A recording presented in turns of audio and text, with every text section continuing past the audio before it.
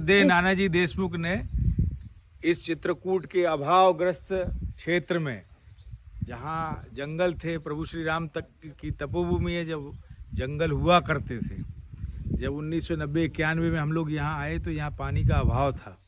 यहाँ पीने के लिए भी पानी नहीं होता था। ये ग्राम किलौरा पंचायत है, मझगांव विकास खंड, सतना, मध्य प्रदेश की। और यहाँ पर इस ग्राम पंचायत में पीने के लिए पानी नहीं होता था, सिंचाई के लिए पानी नहीं होता था, केवल वर्षा आधारित यहाँ पे खेती होती थी। और ये जंगलों में पेड़ कट गए थे। वापस नानाजी जब यहाँ गांव वालों से मिले, लोगों से बैठे, बातचीत किए, नानाजी ने कहा कि आप यहाँ फसल बदलिए, अच्छी खेती करिए। तो गांव वालों ने कहा नानाजी पानी ही नहीं है, पानी नहीं होगा तो हम खेती कैसे करेंगे। हम लोगों ने जिला प्रशासन के साथ मिलके, उस समय कलेक्टर के सिंह थे, उनके साथ मिलकर के एक राजीव गांधी वाटरशेड योजना संपूर्ण देश में चल रही थी, जिसमें जल ग्रहण प्रबंधन का काम होता था।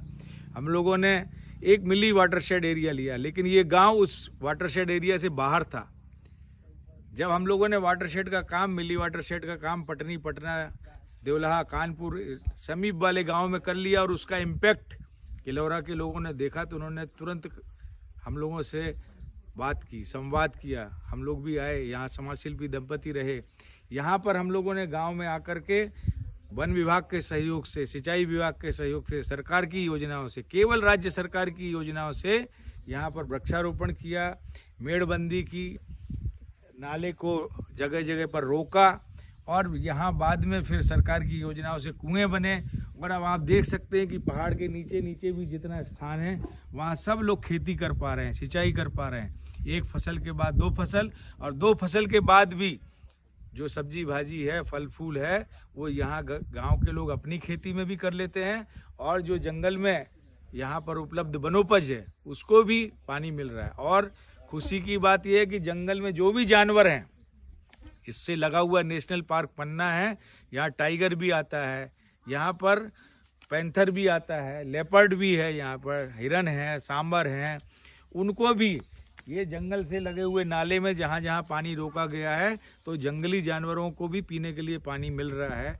और अच्छी गर्मी, मई जून की तपती धूप में भी जानवरों के लिए भी पानी है। और जो किलौरा के ग्रामवासी हैं, इसकी जो आबादियाँ हैं, मुड़खोआ है, किलौरा है, इसके जो 7, 8, 9 आबादियाँ हैं, उन आबादियों में पीने के लिए पानी, सिंचाई के लिए पानी उपलब्ध हुआ है। इस कारण से वो यहाँ पर अच्छी खेती कर पा रहे हैं, उनके बच्चे पढ़ पा रहे हैं। यहाँ 5वीं 8वीं तक स्कूल था। जब नानाजी देशमुख यहाँ पर आए, इस पंचायत में मिले, लोगों से बातचीत किए, उन्होंने अपनी बात रखी, तो यहाँ के जो उस समय के प्रधान थे यादव जी, उन्होंने कहा कि नानाजी अगर ये 10वीं तक हो जाए स्कूल तो बहुत अच्छा होगा। स्कूल 10वीं तक हुआ। अब 12वीं तक भी उन्होंने मध्य प्रदेश सरकार के सहयोग से, शिवराज सिंह सरकार ने वहाँ पर किया। विद्यालय भी अच्छा हो गया, 12वीं तक बच्चे बढ़िया पढ़ रहे हैं।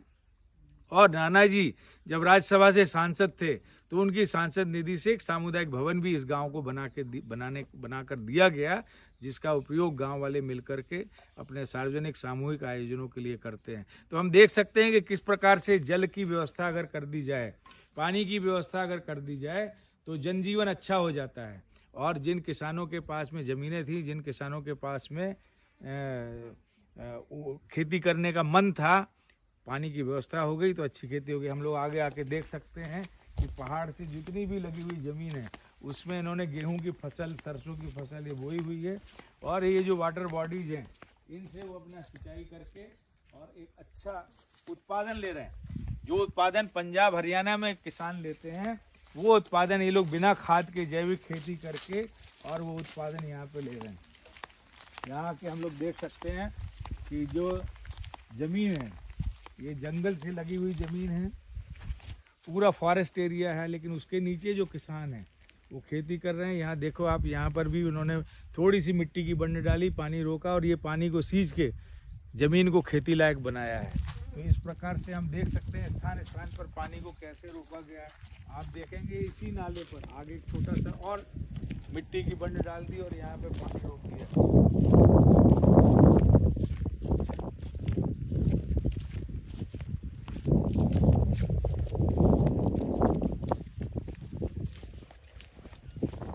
पहाड़ से आने वाला पानी है, जिसको जगह जगह पर रोका गया है। और इसको रोक करके और आप देख सकते हैं कि ये उनके डोमेस्टिक यूज में भी आ रहा है, पारिवारिक प्रयोग में भी आ रहा है। ये देख सकते हैं यहाँ पर वो अपना जो दैनिक उपयोग का है, पानी धोना है, हाथ धोना है, अपने कपड़े धुलना है, वो काम भी वो यहाँ अपना निस्तार अच्छे से कर सकते हैं। यहाँ सिंघाड़े की खेती, छोटी सी जगह पर सिंघाड़े की खेती, जरा से तालाब में मछली पालन, ये उनके सहयोगी रोजगार हैं। जो खेती के अलावा वो यहाँ सिंघाड़े की खेती, मछली की खेती, फिश फार्मिंग, रोहू, कतला, नैन, इस प्रकार की जो 3-4 स्टेप में मछली पालन किया जा सकता है, वो छोटी छोटी जगहों पर कर रहे हैं। तो ये नानाजी देशमुख जो भारत रत्न जिनको मिला, उनके ये प्रयत्न हैं जो उन्होंने सुदूर ग्रामीण वनांचल में वनवासी बंधुओं के लिए उनके जनजीवन को सुधारने की दृष्टि से प्रयास किया है।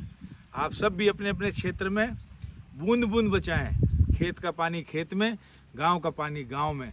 जो सहायक नदियां हैं, जो वर्षा का जल है, जो नालों के माध्यम से, छोटी छोटी नदियों के माध्यम से यहाँ से मंदाकिनी पैसुनी में पहुँचता है, मंदाकिनी पैसुनी से यमुना जी में पहुँचता है, और यमुना जी गंगा जी में जाके मिलती हैं। ये जल आप जो देख रहे हैं, ये जल भी बह कर के आगे जो गंगा जी हैं वहाँ मिलता है। यमुना जी प्रयागराज में जा कर के पहले यहाँ से मंदाकिनी, पैसुनी, फिर उसके बाद में केन से यमुना नदी से गंगा। तो हम ये कह सकते हैं कि जो बेसिन है गंगा बेसिन, वो गंगा बेसिन यहाँ तक फैला हुआ है। सुदूर मध्य प्रदेश की जो छोटी छोटी नदियाँ हैं, जो लगा हुआ है उत्तर प्रदेश से क्षेत्र है, वो केन, बेतवा, धसान, इनके माध्यम से मंदाकिनी, पैसुनी जो चित्रकूट की जीवनदायिनी है, वो सब जाकर के गंगा जी में मिलती हैं और गंगा को निर्मल अविरल बनाती हैं, जिससे पूरा गंगा जी का क्षेत्र और हिंदुस्तान की आधी आबादी और उसका जनजीवन चलता है। ऐसी जीवनदायिनी माँ गंगा को बचाने के लिए आपको बूंद बूंद बचाना पड़ेगा। आप जहाँ हैं,